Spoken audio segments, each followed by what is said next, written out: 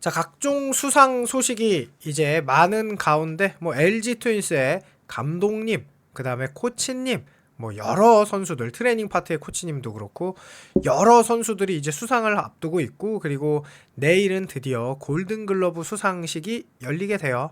그 전에 당연히 이 골든글러브 제도 자체가 정말 신기하게 포지션별로 뭐 포수, 지명타자, 1루수, 2루수, 유격수, 3루수는 포지션별로 주는데, 외야는 정말 신기하게 좌익수, 중견수, 우익수로 주는 게 아니라 그냥 외야 세 자리를 통틀어서, 그것도 수비보다는 타격 위주로 주는 그런 골든글러브 시상식인데요. 과연 우승 주장팀 프리미엄이 붙은 중견수 앞에서는 사실 경쟁자가 없는 박혜민 선수가 수상이 가능할지도 궁금하고, 또 최초로 신설되는 감독님상, 그러니까 최고의 감독상이죠. 만약에 최고의 감독상이 그냥 무조건 우승팀에게 준다고 하면은 사실 거의 이제 감독상이 유명무실한 거잖아요. 그냥 우승팀을 주는 거니까. 그래서 과연 이 감독상은 어떤 감독님에게 돌아갈지에 대한 뭐 이런 이야기까지 한번 가볍게 한번 해보도록 하겠습니다. 자, 일단 염교혁 감독님이나 저나 야구를 못해서 잘 통한다, LG 수석 코치의 대반전, 폭소 유발, 야구 못했지만 지도자로 최고 궁합이다 라고 이야기를 했죠. 자, 그래서 LG 트윈스를 이끄는 염교혁 감독님은 현역 시절 스타 플레이어가 아니었어요. 그의 현역 시절 모습을 기억하는 타구단 지도자, 관계자들은 실제로 염교혁 감독님이 은퇴하기 직전부터 작전, 수비 관련 야구 공부를 하는 모습을 생생히 이렇게 떠올렸어요. 염교혁 감독님이 프로 통산 896경기에서 타율이 2할도 안 돼요. 1할 9푼 5리. 거기다가 재밌는 거는 체력이 약해. 여름만 되면 방망이를 들 힘도 없었다고 한다. 실제로 염교혁 감독님 뭐 이렇게 힘이 많아 보이지는 않죠. 힘이 약해 보이기는 하죠.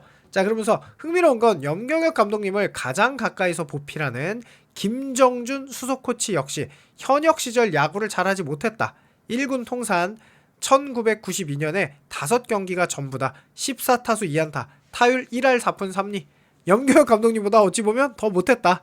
그러나 김정준 수석 코치는 오랫동안 전력 분석을 역임했고 지도자 커리어도 꾸준히 쌓았다. 염교혁 감독님이 LG에 부임하면서 김정준 코치도 중용되었다.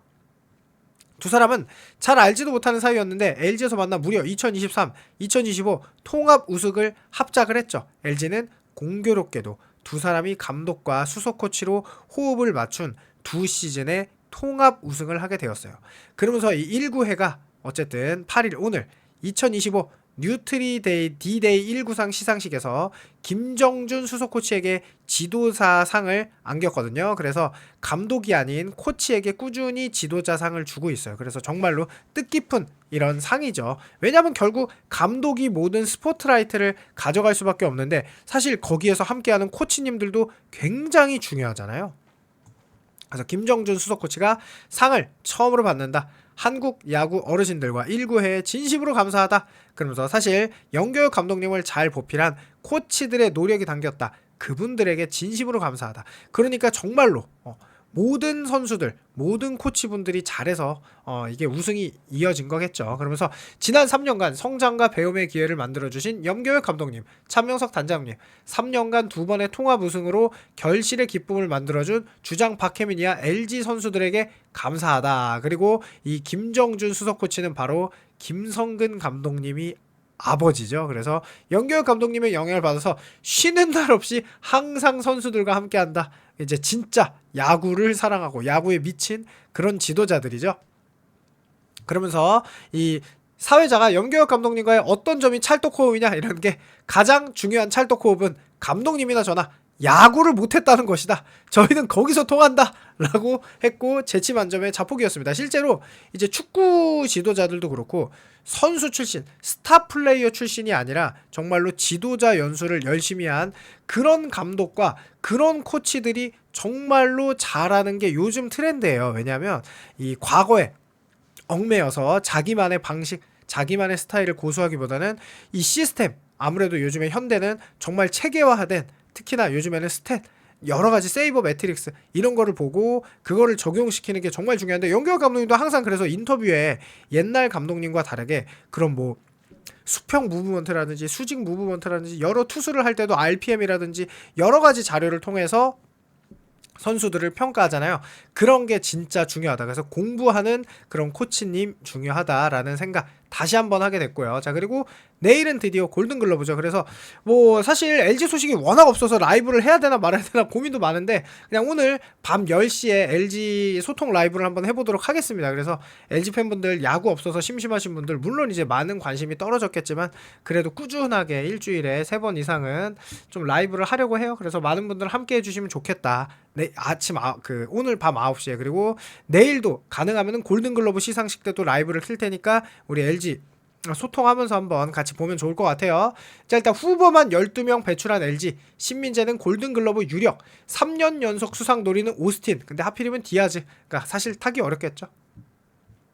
자, 그래서 2025년 통합 우승 챔피언인 LG 트윈스는 9일 내일 잠실 호텔 월드에서 이 열리는 2025 신한 솔뱅크 KBO 골든글러브 시상식, 사실 가장 큰 수상식이죠. 그래서 가장 많은 후보를 내세웠어요. 그러니까 후보가 많을 수밖에 없죠. 왜냐? 정규 시리즈도 1위고 한국 시리즈 우승을 했으니까. 그래서 12명의 골든글러브 후보를 배출했는데요.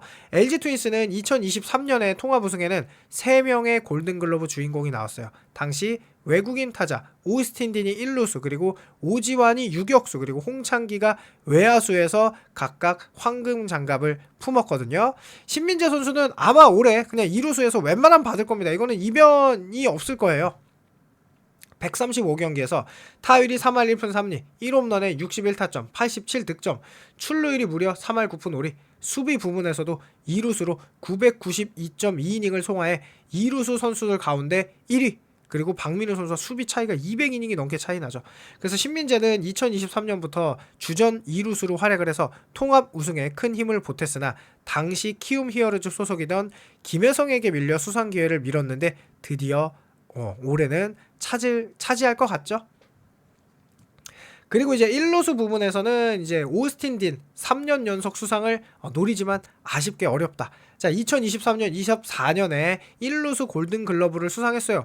올 시즌도 솔직히 디아즈만 없으면 무조건 1루수는 오스틴 딘인데요. 자, 역대 KBO 리그 골든글러브를 연속으로 수상한 외국인 선수는 단 3명뿐이에요. 조시 린드블럼, 그리고 멜 로하스 주니어, 그 다음에 오스틴 딘, 이렇게 3명뿐인데요.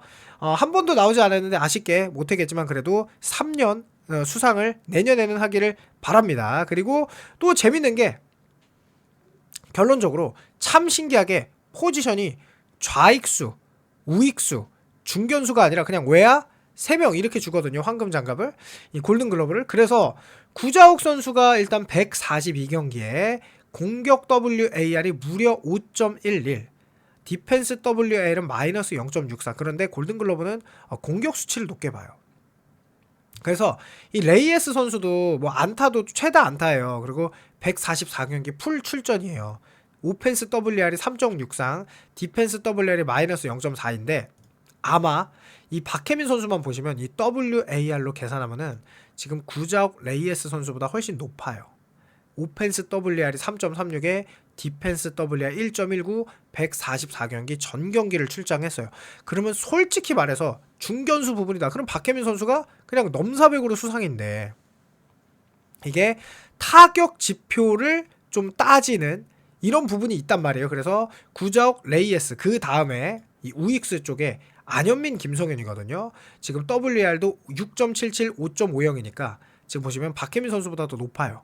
그래서 지금 보시면 안현민의 오펜스 WAR이 6.63, 근데 112경기, 디펜스 WAR은 0.14, 김성윤 선수의 오펜스 WAR이 5.12, 디펜스 WAR 0.38, 근데 127경기잖아요. 그러면 제 기준으로 좌익수, 우익수, 중견수를 주면 우익수는 안현민, 중견수는 박혜민, 좌익수는 구자욱 이렇게 주면은 깔끔해요. 근데 그렇지 않단 말이죠. 이 상이라는 게. 그러면 경기수나 이 공격 지표로만 따지면 구자욱 다음에 안현민, 김성윤이 받아야 돼요. 그런데 과연 어떻게 될지 좀 궁금하죠. 실제로 굉장히 궁금해요. 그래서 이게 김성윤과 구자욱이 또 둘 다 삼성이란 말이에요. 그쵸? 그러면 안현민은 이제 무조건 표를 받는다고 치면 김성윤과 구자욱 중에 한 명이 받고, 그럼 레이에스랑 박혜민이냐?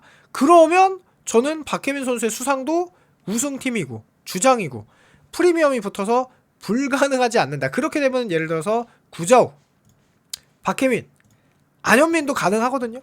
그래서 과연 어떤 선수가 수상을 하게 될지 궁금하고, 그리고 이제 최고 감독상. 자, 감독상이라는 게 정말 어려워요. 왜냐면 1위 팀 감독을 받는 게 가장 맞을 것 같거든요. 그러면 감독상이라는 게 유명무실해져요. 왜냐? 그냥 무조건 우승팀 감독을 감독상으로 주면 되니까. 그래서 과거의 성적과 올해의 성적의 이 상승폭 정도를 예상해서 주자면 사실은 하나 이글스의 김경문 감독님이 상을 받을 수도 있죠. 왜냐하면은 작년에 8위였다가 올해는 2위였으니까.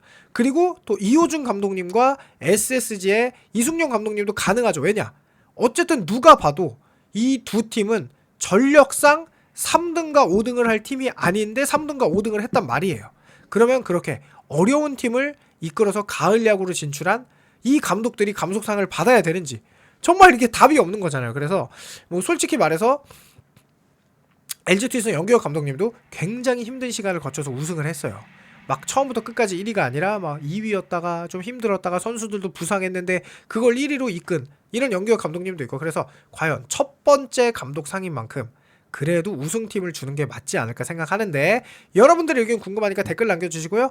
오늘 밤 10시에 라이브 할 테니, LG 소통 라이브 할 테니 함께 들어와 주셔서 얘기 나눠주시면 감사하다는 말씀 할게요. 영상 마치겠습니다. 감사합니다. 아, 그리고 요 감자칩과 떡볶이도 항상 드셔주시면 고맙다. 네, 감사합니다.